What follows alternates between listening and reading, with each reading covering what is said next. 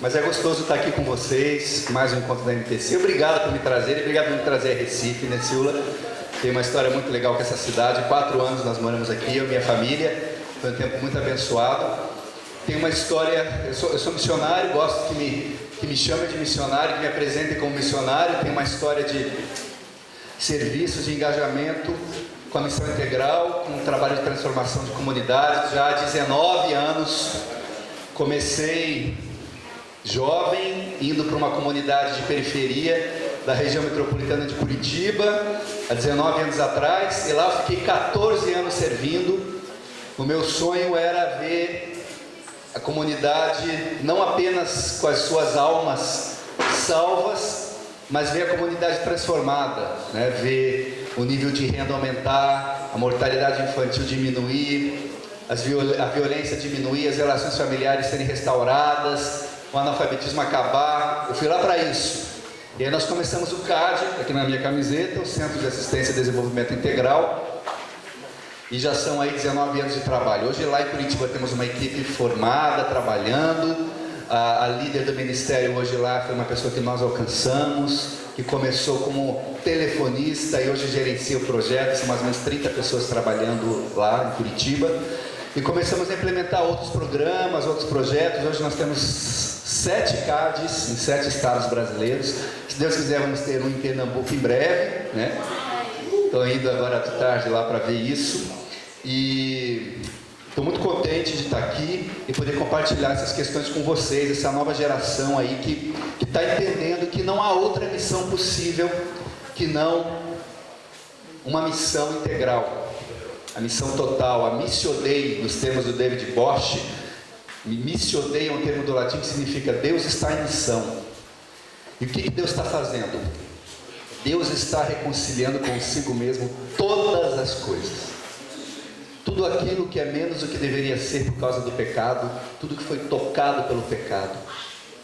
Deus reconcilia, restaura, reconcilia consigo mesmo. E nós somos cooperadores com Ele nessa tarefa. Portanto, não pode haver uma só dimensão da vida humana que Deus não deseje tocar e redimir. Todas as dimensões da vida humana são importantes para Deus. E todas as dimensões da criação. E nós trabalhamos para isso, para que a igreja brasileira perceba a sua tarefa, a integralidade da missão e seja cooperadora com Deus nesse trabalho. Em 2008 eu fui convidado para trabalhar na Visão Mundial. A Visão Mundial é a maior organização não governamental do mundo, está em mais de 100 países e foi por isso que eu vim para o Recife. Fiquei 4 anos aqui trabalhando, depois eu saí da Visão Mundial, retornei ao CAD. E nessa experiência na Visão Mundial, a experiência de trabalhar numa organização internacional que podia ter uma voz mais ativa, mais forte, né, na defesa dos direitos, na promoção da justiça, foi muito boa para mim. E eu quero compartilhar um pouquinho dessa experiência, de uma das experiências que eu tive ali para a edificação de vocês. E ao falar dessa minha experiência, eu quero trazer também um conteúdo bíblico para vocês, profético, lá do livro de Amós. Eu tenho estudado, né, a Bíblia nessa perspectiva da reforma social, e é impressionante que a palavra de Deus fala sobre isso, principalmente estudando os profetas. E eu outro dia postei lá no Facebook, o pessoal curtiu, gostou. Eu falei, olha, se militância sociopolítica é considerada uma atividade mundana na igreja, todos os profetas eram mundanos, porque basicamente o que eles faziam nas escrituras era isso. Era militar na defesa dos direitos, pela justiça, pela equidade. A palavra justiça no hebraico é tzedaká. Tzedaká é um fundamento do trono de Deus. Deus age no meio da justiça e da misericórdia. Quando eu fui em Israel em 1996, você sabe como é que um mendigo pede esmolas em Israel? Ele não fica, coitadinho de mim, não tem peninha de mim, me dá um dinheirinho, não. Ele diz, tzedaká, justiça. Justiça. E a tarefa da igreja aqui nesse mundo também é fazer justiça, porque o trono de Deus se assenta na justiça. E na Visão Mundial, assim como no CAD, a gente trabalha com intervenção social direta com comunidades vulneráveis. Eu viajei esse Brasil todo e alguns países também, conhecendo o que tem de melhor e o que tem de pior nesse mundo que vocês possam imaginar. Estive lá na Índia, visitando comunidades, conhecendo uma tecnologia social que está tirando milhões de mulheres indianas da miséria, esses grupos de poupança comunitária. Aqui no Brasil, desde Canapi, Sertão Alagoano, São José da Tapera, até a periferia de grandes centros. E a gente sabe que uma das questões da pobreza muito forte, né, é a questão da pobreza estrutural, das estruturas que amarram, ontem eu falei um pouquinho lá no nosso seminário, na nossa oficina, que amarram, né, que perpetuam a injustiça e a miséria, que é uma estrutura de pecado, é fruto da queda, que é mais do que a soma dos pecados individuais de uma nação. A estrutura é pecaminosa, ela é iníqua. E sempre esses organismos internacionais cristãos fazem essa defesa dos direitos, fazem esse trabalho de advocacy, de incidência política. E em 2011, 2 anos atrás, ia haver uma reunião dos grandes líderes mundiais, a reunião do G20. Já ouviram falar do G20? Eu já contei esse testemunho em alguns locais. O G20 é o grupo que reúne os 20 chefes de Estado das nações mais ricas e poderosas do mundo. Ele vem complementando o G7, né, que é o grupo dos 7 que o Brasil não está, mas o Brasil está no G20. E ia haver uma reunião do G20 na França. Aí o pessoal da Visão Mundial Internacional nos contactou e falou: olha, a gente gostaria, vai ter uma reunião preparatória para a nossa participação no G20. A reunião vai ser nos Estados Unidos, a reunião do G20 vai ser na França. E a gente gostaria que vocês do Brasil viessem. Aí eu falei: olha, eu dirigia, né, o trabalho da área de programas no Brasil. Falei: olha, a gente não tem orçamento para uma viagem dessa agora, e também não é prioridade. Nós aqui no Brasil não temos esse costume ainda, infelizmente, né, de fazermos incidência política, de confrontarmos os poderosos nesse nível, tá? Aí eles insistiram: não, mas a gente paga a passagem para vocês. Tá bom, então tá bom, mas a gente vai, eu vou como ouvinte, né, que eu quero aprender. Porque esses países todos, Alemanha, Austrália, Estados Unidos, enfim, França, eles já têm essa tradição, né, da sociedade civil se organizar e cobrar pela justiça, principalmente as organizações cristãs. Entendiam isso, entendem como parte da sua missão cristã. Aí eu fui para os Estados Unidos bem quietinho, falei: bom, vamos lá, vamos aprender como é que eles fazem, como é que faz isso? Como é que eu desafio um governante? Como é que eu ensino politicamente em algo que não está, que desagrada a Deus, né? Daí teve a reunião, eles trouxeram as estatísticas, e eu descobri que essas 20 pessoas que estariam na França têm nas mãos 90% da riqueza mundial. E eu descobri também que se apenas eles cumprissem a promessa de ajuda humanitária, os países mais pobres, que eles já haviam prometido e não cumpriram, 1 milhão, preste atenção, 1 milhão de crianças deixariam de morrer no mundo por ano. Será que Deus tem alguma coisa a ver com isso? E que naqueles dias, quando haveria a reunião na França, estava havendo uma grande fome ali no chifre da África, na Eritreia, Somália, Etiópia, estavam morrendo milhares por semana. Nós estudamos tudo isso ali. E aí o pessoal lá nos Estados Unidos, do Internacional, falou: Maurício, você poderia conduzir o devocional do último dia? Aí eu fiquei nervoso, porque eu tenho que dar um devocional em inglês. O que eu vou falar para esse povo? Aí eu fui estudar justamente o livro de Amós, tá?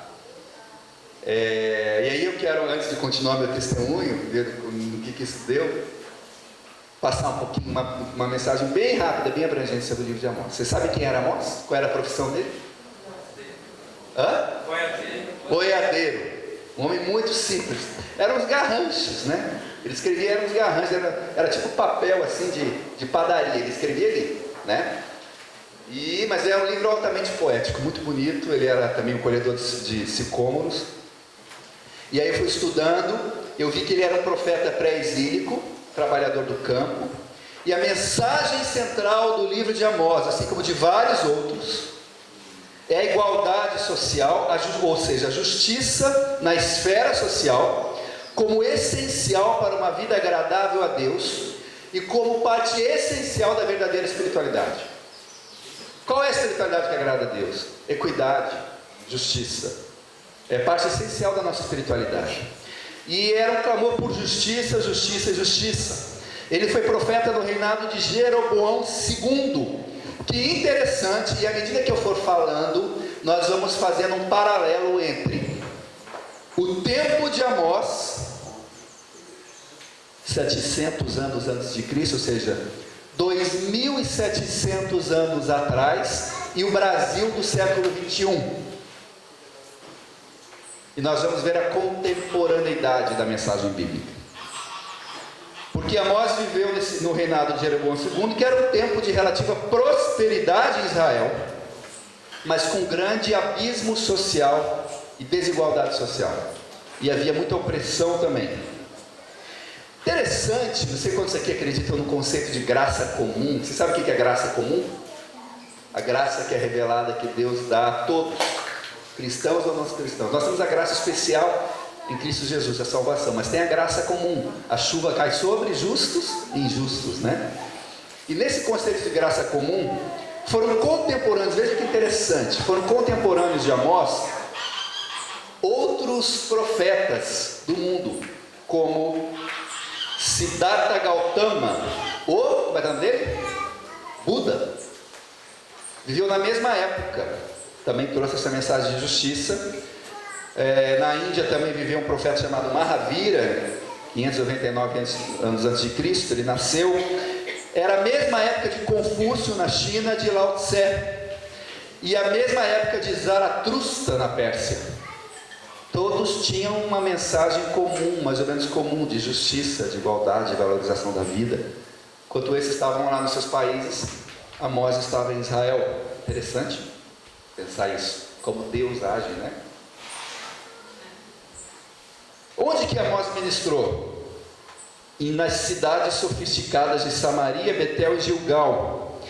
E ele sofreu oposição, muita oposição. E qual foi a principal oposição que ele sofreu? Liderança religiosa do seu tempo. Havia um sacerdote chamado Amazias, que era o sacerdote do santuário de Betel. E Amazias não estava a fim de aceitar a mensagem de advertência que Amós veio trazer. Eu acho que isso é muito contemporâneo quando a gente pensa nas lideranças religiosas que temos no nosso país hoje, evangélicas. Eu vou lendo alguns textos para vocês rapidamente aqui, não vou me deter só em Amós não. Amazias disse a Amós: vai-te, ó vidente, foge daqui, foge para a terra de Judá, ali come o teu pão, ali profetiza, mas em Betel, daqui por diante, já não profetizarás, porque é o santuário do rei e o templo do reino. O sacerdote dizendo: na igreja quem manda sou eu, a mensagem aqui é minha. Eu trago uma mensagem que traz coceira nos ouvidos das pessoas, e você vem confrontar o erro e o pecado. Sai daqui. Respondeu Amós e disse a Amazias: eu não sou profeta nem discípulo de profeta, mas boieiro e colhedor de sicômoros. Mas o Senhor me tirou de após o gado, e o Senhor me disse: vai e profetiza ao meu povo de Israel. Ora pois, ouve a palavra do Senhor. E aí ele diz, Amós fala para Amazias: tu dizes, não profetizarás contra Israel, nem falarás contra a casa de Isaque. Portanto assim diz o Senhor: tua mulher se prostituirá na cidade, teus filhos e tuas filhas cairão à espada, na tua terra será repartido o cordel, tu morrerás na terra imunda, e Israel certamente será levado cativo para fora da sua terra. Amós confrontou o pecado da coletividade, o pecado da nação, com uma mensagem impopular, e sofreu oposição das lideranças religiosas. E ele traz uma série de advertências que eu queria rapidamente passar para vocês. E nós vemos aqui que os profetas bíblicos, eles eram homens profundamente antenados com o seu contexto. Às vezes a gente pensa o profeta, aquele cara meio esquisito, meio bicho grilo, barba, né? Por aqui, né? Comendo gafanhoto. A gente pensa de João Batista, né? Mas eram pessoas que conheciam profundamente a sua realidade social. Quer dizer, um profeta hoje estaria a Bíblia numa mão e na outra mão o quê? Um iPad, iPod, sei lá o quê, né? Conectado no jornal, sabendo de tudo que está acontecendo lá em Brasília, vendo que está sendo feito errado, que está sendo feito certo. Seria mais ou menos isso. Estatísticas do IBGE, eles estão sabendo o que está acontecendo. E aí Amós vai lá e fala para o pessoal que tem poder e diz o seguinte: assim diz o Senhor, aqui contra aqueles que abusavam do poder que tinham: por 3 transgressões de Israel e por 4 não sustarei o castigo, porque os juízes vendem o justo por dinheiro e condenam o necessitado por causa de um par de sandálias, suspiram pelo pó da terra sobre a cabeça dos pobres e pervertem o caminho dos mansos. Um homem e seu pai coabitam com a mesma jovem, e assim profanam o meu santo nome, e se deitam ao pé de qualquer altar sobre roupas empenhadas, e na casa do seu Deus bebem o vinho dos que foram multados. O pobre, aqui uma imoralidade geral. O pobre devia um par de sandálias e não conseguia pagar, era preso por isso. Quanto aos comerciantes, a elite econômica, ele vai dizer: ouve isto, vós que tendes gana contra o necessitado e destruís os miseráveis da terra, dizendo: quando passará a festa da lua nova para vendermos os cereais? E o sábado para abrirmos os celeiros de trigo, diminuindo o efa e aumentando o ciclo, e procedendo dolosamente com balanças enganadoras? Sabe o que é a balança enganadora? Você ir na feira comprar 1 quilo de tomate e ter um pezinho falso, e você levar 900 gramas para casa. Tem um termo na Bíblia para isso: abominação. Tá? É você tirar vantagem em cima do outro. Para comprarmos os pobres por dinheiro e os necessitados por um par de sandálias e vendermos o refúgio do trigo. Depois Amós adverte a elite. Ele vai dizer lá no capítulo 5: aborreceis na porta o que vos repreende e abominais o que fala sinceramente. Portanto, visto que pisais o pobre e dele exigis o tributo de trigo, não habitareis nas casas de pedras lavradas que tendes edificado, nem bebereis do vinho das vides desejáveis que tendes plantado, porque sem serem muitas as vossas transgressões e graves os vossos pecados, afligis o justo, tomais suborno, rejeitais os necessitados na porta. E aí ele vai falar para a elite, para a liderança espiritual, religiosa, os líderes religiosos que tinham uma religiosidade vã, tinham uma adoração litúrgica, mecânica. E aí a famosa frase: aborreço, Deus falando, né? Aborreço, desprezo as vossas festas, e com as vossas assembleias solenes não tenho nenhum prazer. E ainda que me ofereçais holocaustos e vossas ofertas de manjares, quer dizer, ainda que vocês façam todos os deveres da religiosidade de vocês, né? Não me agradarei deles, nem atentarei para as ofertas pacíficas dos vossos animais cevados. Afasta de mim o estrépito dos seus cânticos, que não ouvirei as melodias das tuas liras. Antes corra o juízo como as águas, e a justiça como o ribeiro perene. A mensagem de Amós, os oráculos de Amós, revelam a profunda paixão de Deus pela justiça, pelo que sofre. E o que eu gosto do livro de Amós, e ele teve o mesmo destino que todos os outros profetas, foi morto por causa da sua mensagem, por ter sido fiel a Deus. É uma mensagem de esperança. A esperança. Por isso que a gente continua lutando. Por isso que a gente vai no G20. Por isso que a gente faz projeto social. Ele termina o livro dizendo: obrigado, eis que vem dias, diz o Senhor, em que o que lavra segue logo ao que ceifa, e o que pisa as uvas ao que lança semente. Os montes destilarão moço, e todos os outeiros se derreterão. Mudarei a sorte do meu povo de Israel. Reedificarão as cidades assoladas e nelas habitarão. Plantarão vinhas e beberão seu vinho. Farão pomares e lhes comerão fruto. plantá-los-ei na sua terra, e dessa terra que lhes dei já não serão arrancados, diz o Senhor, o teu Deus. Amós termina com uma mensagem de esperança para nós.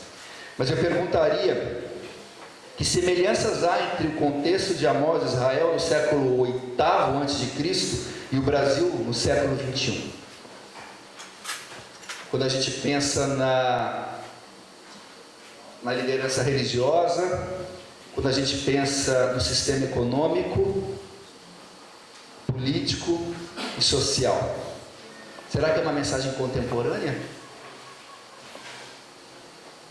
Eu fico feliz de estar falando para jovens, estar falando para essa geração, porque eu gosto de citar o exemplo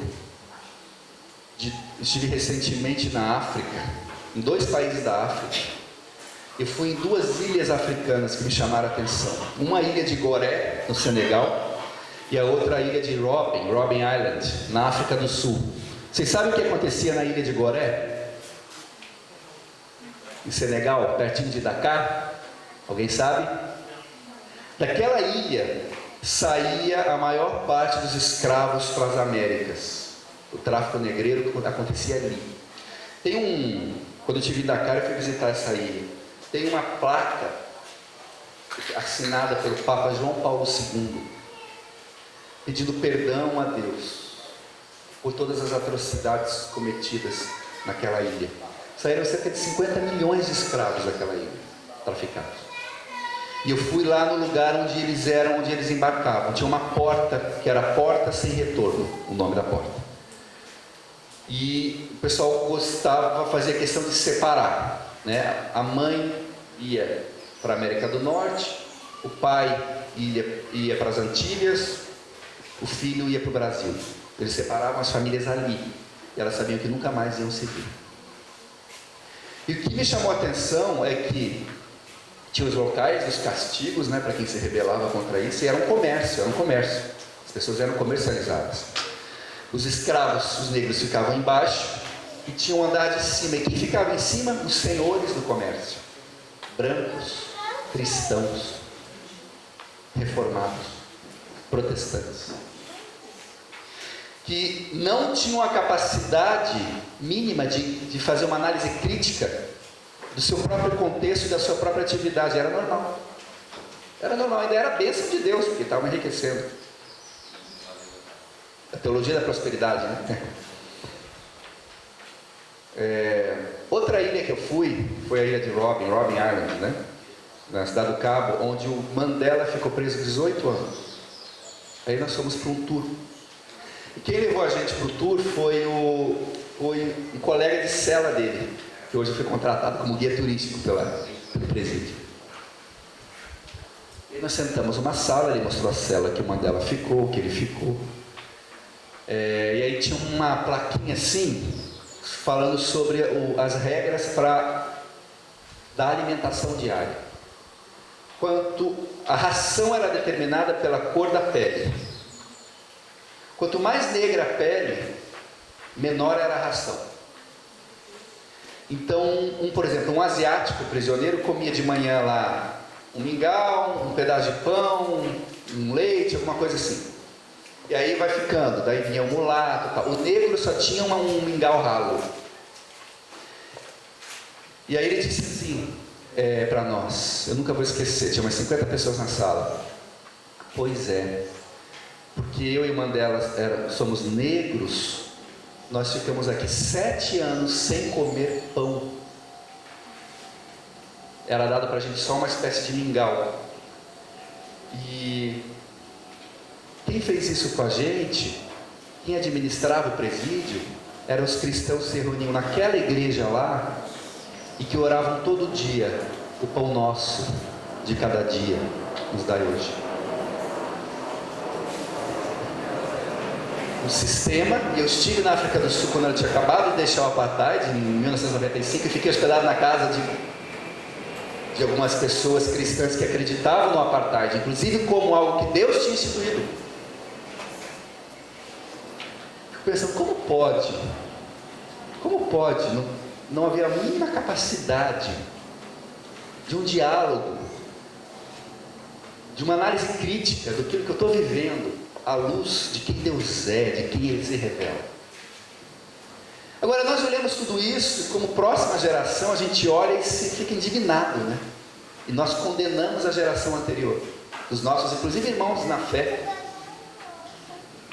E a pergunta que eu faço para a igreja brasileira é: o que a próxima geração vai nos apontar com a nossa omissão? Porque não é possível que mapa da violência nos municípios brasileiros, que o país que tem a igreja evangélica mais forte da América Latina não faça nada e seja o mesmo país que estatisticamente é o quarto mais violento do mundo, Brasil, e não tenha nenhum tipo de preocupação na missiologia desta igreja sobre essa questão. O que a próxima geração vai dizer? É fácil a gente olhar agora para o pessoal do apartheid e condenar. É muito fácil. Mas e nós no nosso contexto? E na nossa geração? Eu não vou nem ler as estatísticas aqui, tá? Mas eu só vou dizer algumas coisas, né? Só para a gente pensar o tamanho da gravidade. Nossa taxa de homicídios é 30 ou 40 vezes superiores à taxa de países como Inglaterra, França, Alemanha, Áustria, Japão, Egito. É na faixa jovem, de 15 aos 24 anos, que os homicídios atingem maior expressividade, principalmente dos 20 aos 24, com taxas em torno de 65 homicídios por 100 mil habitantes. Os homicídios na década de 94 a 2004 cresceram 63% no Brasil. A taxa de homicídio da população negra é bem superior à da população branca. Se a gente for lá para frente, olhando aqui a questão da juventude, especificamente da juventude, o Brasil só é um país realmente violento, o quarto mais violento do mundo, porque os jovens sofrem violência. A nossa violência é violência contra o jovem. Isso está muito claro nas estatísticas, né? Os índices de homicídio juvenil no Brasil são proporcionalmente acima de 100 vezes superiores a países como Áustria, Japão, Egito e Luxemburgo. De todas as mortes de jovens acontecidas, aqui o ano de estatística da pesquisa foi 2004, já é antiga essa pesquisa, né? Mas acho que deve ter piorado. De todas as mortes de jovens acontecidas, 40% delas foram por homicídio. Em alguns estados, inclusive Pernambuco, os homicídios são responsáveis por mais da metade do total de mortes de jovens. Os avanços da violência homicida das últimas décadas no Brasil são explicados exclusivamente pelo aumento dos homicídios contra a juventude. O que isso ocupa, um dado como esse, já que a violência é o tema do nosso encontro, mas eu poderia citar outros, né? O que isso ocupa na preocupação da missiologia da igreja brasileira? Hoje a gente está muito ocupado povoando o céu. Não é possível mais. A próxima geração, eu tenho muita esperança que vocês venham denunciar isso. Porque senão, porque assim, com alguns pastores a gente já desistiu de trabalhar, então a gente trabalha para a juventude. E aí, eu dei esse devocional, estudei Amós, passei para o pessoal gostou, achou legal. Como eu consegui tirar da mensagem bíblica um conteúdo para a gente poder pensar a questão da justiça. E o pessoal disse assim: Maurício, então é o seguinte, a gente quer que você vá para a França, vamos lá. Vamos lá na reunião do G20. Eu falei: olha, eu vou, porque a gente quer o Brasil lá. Eu falei: beleza, a gente vai, mas eu vou como aprendiz, eu vou para ver como é que vocês fazem isso. Então, tá bom. Aí cheguei lá. Foi muito interessante, porque foi em Cannes, né? E tava aquela coisa, né? Aquele movimento, a gente ficou num pavilhão com 5 mil jornalistas. E os grandes organismos internacionais. Em todos os postes de Cannes tinha uma faixa escrita assim: Uma nova história acontece em Cannes. Um novo mundo de novas ideias. Bonito, né? Só que alguns dias antes, tinha estourado a crise grega. Quem lembra do euro? A Grécia ia largar o euro, né? E aí nós ficávamos o tempo todo observando as reuniões. Aí, eu fui na reunião lá, tinha as conferências de imprensa, e a pauta principal desses líderes foi o quê? Como salvar os pobres do chifre da África? Não, o euro. Como salvar o euro, né? Eles tinham a agenda deles, isso ocupou todo o espaço das reuniões. E nós, nosso papel era justamente ir ali criticar. E nós vendo as estatísticas de especialistas, vendo as decisões sendo tomadas, o que ia se afetar os pobres do mundo e tal. E as conferências de imprensa, aí o Sarkozy falou, aí falou o Barack Obama, aí falou a Dilma, eu fui lá na conferência da Dilma. Aí ia ter uma conferência da sociedade civil, que eram as ONGs internacionais, falando para a imprensa, porque a imprensa vai ver os chefes de Estado, mas também queria ouvir o que as ONGs internacionais, e várias delas eram cristãs, tinham a falar sobre a reunião. Só que tinham 90 ONGs internacionais. E só 5 falariam. Aí eles fizeram a reunião lá e disseram, não, a Visão Mundial vai falar, porque a Visão Mundial tem 17 dos 20 países do G20. Aí beleza, até então estava tranquilo, porque tinha muita gente boa para falar, tinha umas 15, 20 pessoas da Visão Mundial, jornalistas e tal. Aí o pessoal se reuniu, falou, olha, a gente quer que a nossa fala, pessoal da Visão Mundial, a gente quer que a nossa fala seja do Brasil. Porque o Brasil tem autoridade para falar sobre isso. É um país emergente, não sei o que, você lida com a pobreza e tal. Aí comecei a ficar meio apavorado. Falei, ai, conferência de imprensa internacional, falar inglês com esse povo aqui. Aí eu achava que eles iam me dar um discurso para eu ler. Aí quando faltou mais ou menos uma hora antes, eles me chamaram, o pessoal da Visão Mundial Internacional chamou e falou, Maurício, é o seguinte, a gente quer que a sua fala seja espontânea.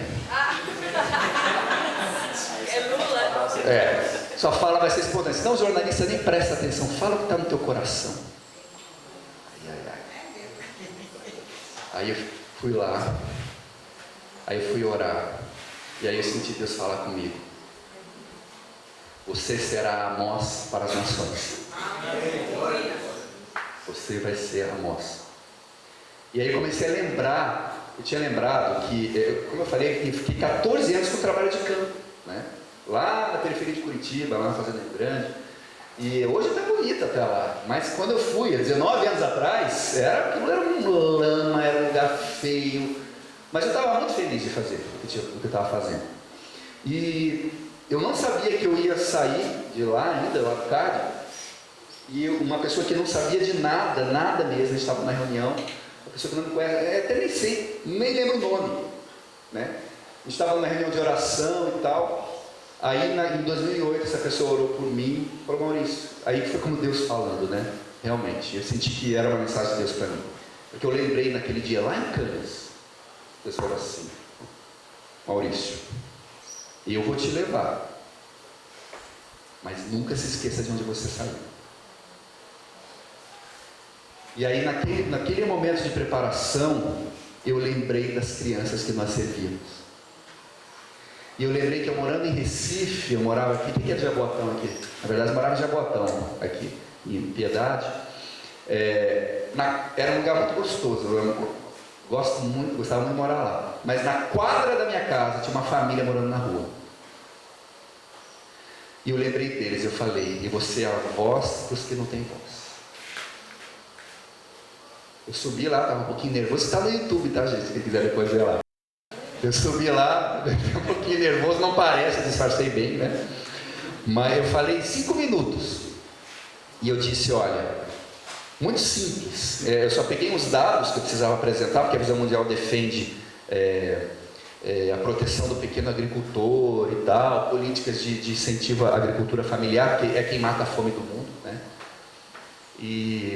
Mas eu falei bem espontaneamente, falei, olha, eu venho de Recife, eu venho do Nordeste do Brasil, a gente serve as crianças pobres do Brasil. E eu queria dizer o seguinte, que é uma vergonha para esses 20 chefes de Estado, que hoje 900 milhões de pessoas vão morrer com fome, vão dormir com fome no mundo. Queria dizer também que não vai ser um novo mundo de novas ideias, vai ser um velho mundo de velhas ideias. E também queria dizer que as crianças pobres do Brasil que nós servimos não gostam de tragédias gregas, fiz um trocadilho, né? Elas não vão no teatro.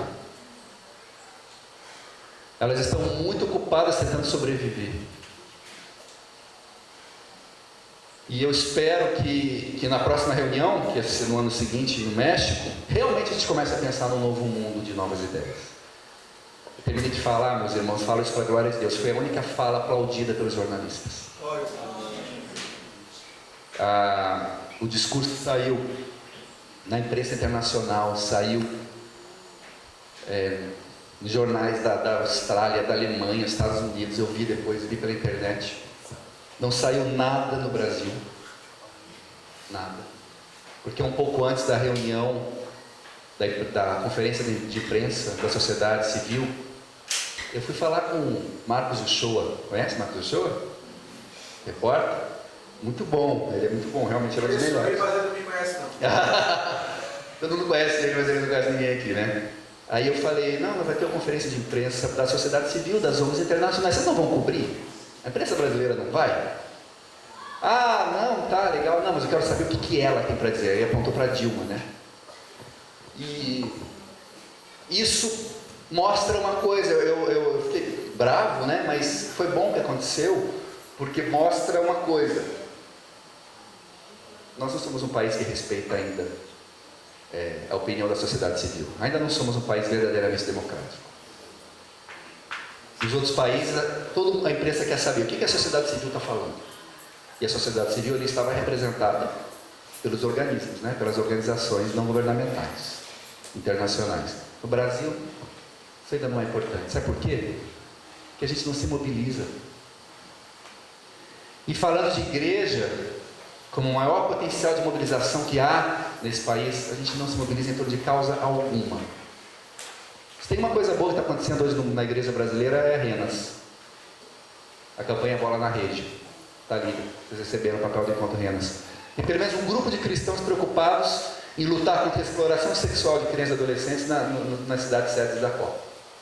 Pelo menos está mobilizando aí umas 300, 400 organizações. E fora isso, não tem nenhuma causa que nos mobilize, a não ser apontar o dedo com lições de moral.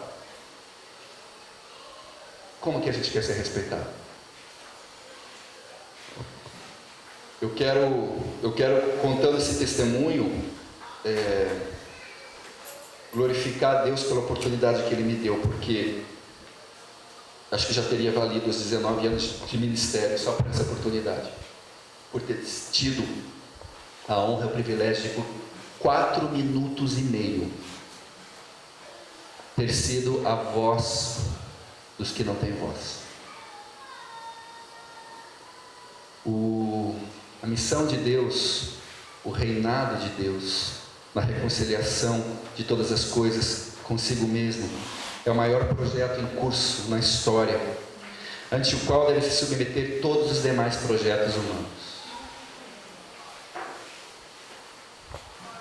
O próprio Evangelho, a palavra Evangelho, falei um pouquinho isso ontem também, e a igreja acho que às vezes não entendeu bem isso ainda. É um termo carregado, é um termo que carrega em si, intrinsecamente, profundo significado sociopolítico. Evangelion, do grego, não é um termo religioso, é um termo político. O que significa evangelho mesmo? Boas novas, boas notícias. Quando um general romano voltava da batalha anunciando a vitória, ele vinha trazer para Roma o Evangelho. O que o Evangelho dizia? O Evangelion dizia: estamos vencendo, temos boas notícias, a Pax Romana está sendo implementada, César reina. Jesus toma um termo com esse profundo significado sociopolítico extraído dos discursos dos Césares e generais romanos para proclamar um novo rei e um novo reino e uma nova paz. É por isso que a sentença de morte de Jesus foi anunciada pelo anjo a Maria. Quando o anjo diz: vem um que vai governar sobre todos, já estava anunciando ali: vai ter que morrer, porque César não vai deixar. Quando os primeiros cristãos pregavam o Evangelho, anunciavam o ictus, Jesus Cristo, Senhor e Salvador, era uma mensagem profundamente revolucionária, porque estavam dizendo para César, o Deus que implementava a sua pax romana: César, tem alguém mais poderoso que você, um carpinteiro judeu que morreu numa cruz. Isso é algo absolutamente impensável, e se apropriando do próprio instrumento de dominação e opressão romana, a cruz. O Evangelho de Jesus Cristo consegue reverter o jogo e se tornar mais poderoso que o próprio Império Romano. E tanto o Evangelho tem um profundo significado sociopolítico, que o que levava os primeiros cristãos à morte? O que fazia dos cristãos do cristão primitivo um mártir?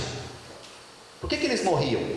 Não era uma questão religiosa, porque não teria problema nenhum adorar a Jesus como Deus, desde que eu também adorasse a César e aos deuses do panteão romano como deuses. Não era uma questão religiosa. Jesus é Deus, é mais um Deus. O que levava os cristãos à morte era dizer: só Jesus Cristo é o Senhor. César, você não é mais o Senhor. Jesus é o Senhor. Isso eu não posso aceitar. Mata. A essência da fé cristã é a essência, tem uma essência, tem uma dimensão sociopolítica. Por natureza, quando eu falo de um novo rei, de um novo reino, isso já traz em si também conotações políticas. Eu estou dizendo, quem reina, quem governa. O que é o reino de Deus? É o governo de Deus, é o reinado de Cristo, aonde o imperador, o sóter, seria substituído por um novo rei. Nós vemos desde o Êxodo lá na Bíblia, mas depois em toda a história da igreja também, o Evangelho sendo usado como força, como vigor, como sustentáculo dessa libertação reconciliatória, que tira os pobres da pobreza, da miséria, os negros cantando seus spirituals, seus cânticos de louvor nos Estados Unidos como escravos, louvando e ao mesmo tempo tendo ali a força para o engajamento. Diversos movimentos sociais que surgiram na história da igreja contra a injustiça, a Declaração Universal dos Direitos Humanos, a própria abolição da escravatura como um movimento decorrente do avivamento de Wesley na Inglaterra, uma série de questões que aconteceram no mundo, que foi a encarnação do Evangelho num contexto, e que resgataram o espírito profético na sinalização do reinado de Cristo. Eu gosto de citar sempre o exemplo de William Carey. Alguém já ouviu falar de um cara chamado William Carey? Não? Alguns já, né? Quem aqui é missionário? Levanta a mão. Missionário. Que pena que só 3 levantaram, porque todo crente é um missionário, né? Todo cristão é missionário. A fé cristã é intrinsecamente missionária. Então você é missionário, meu irmão. Sabe quem que é o pai de missões modernas? William Carey. Eu estive na Inglaterra, aliás, estive nos Estados Unidos uma vez, em 93, fui fazer um curso lá, e estava sendo lançado um livro, Tributo de uma Mulher Indiana, William Carey. Falei, interessante, uma mulher lançar um livro em homenagem, estava estudando para ser missionário, para ir para missões e tal, uma mulher lançar um livro em homenagem a um missionário que morreu há 200 anos atrás. Poxa, eu quero ser um missionário assim. O que ele fez, né? E fui ver que William Carey era esse pai de missões modernas, que a gente entende hoje missões como salvar almas para o céu e implantar igrejas, né? Mas ele foi um grande reformador social na Índia. E eu fui estudar um pouquinho do legado dele. William Carey era sapateiro, um sapateiro inglês. Tinha uma sapataria. E ele se converte, começa a ter aquela vontade de ir, de levar o evangelho para outros lugares. Começa a estudar, bota um mapa mundi na parede, começa a orar, sente o chamado para a Índia. Vai na sua igreja de denominação. Não pode. O bispo, sei lá o que lá, falou que não pode. Mas ele continua com aquilo. Aí o bispo falou, não.